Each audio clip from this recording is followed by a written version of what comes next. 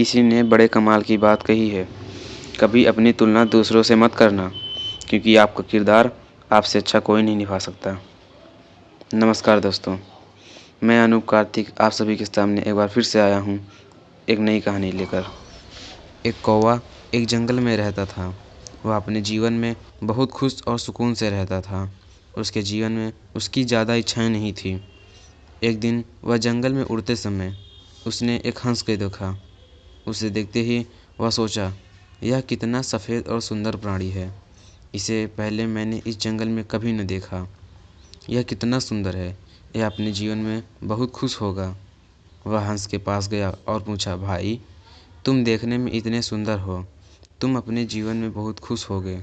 तब हंस ने कहा, हाँ मैं खुश तो था, लेकिन तोते को देखने के बाद लगता है कि वह धरती का सबसे सुंदर प्राणी है।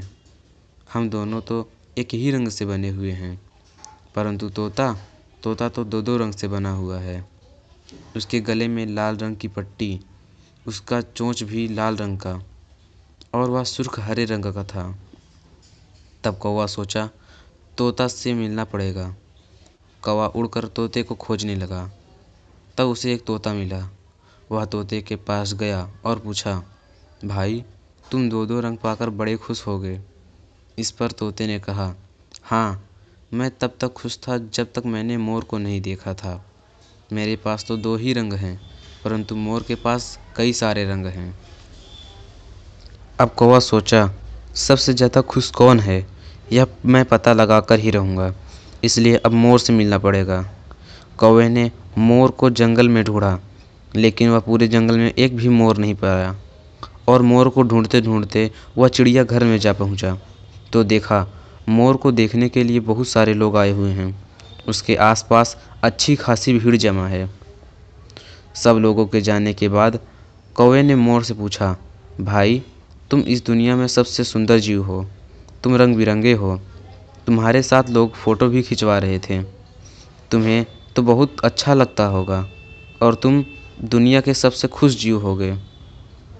इस पर मोर दुखी होते हुए कहा, भाई सुंदर तो हूँ, परंतु क्या फ़ायदा, लोग मुझे इस चिड़ियाघर में कैद करके रखते हैं, लेकिन तुम्हें कोई चिड़ियाघर में कैद करके नहीं रखता।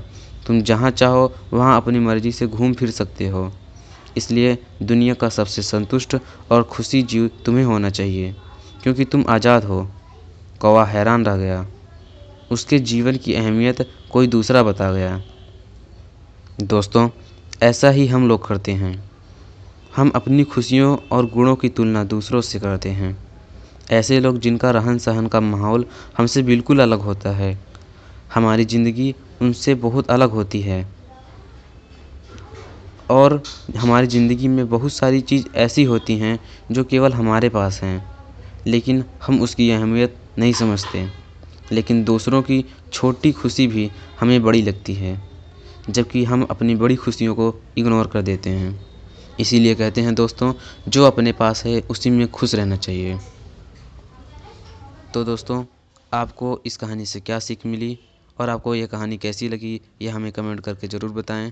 अगर आपको कहानी पसंद आई हो तो लाइक करें, अगर आप चैनल पर नए हैं तो सब्सक्राइब करें, बेल आइकन को भी ज़रूर दबा लें, जिससे हमारे चैनल की नोटिफिकेशन आप तक सबसे पहले पहुँचे। हम आपको मिलेंगे एक और नई कहानी के साथ। तब तक के लिए नमस्कार।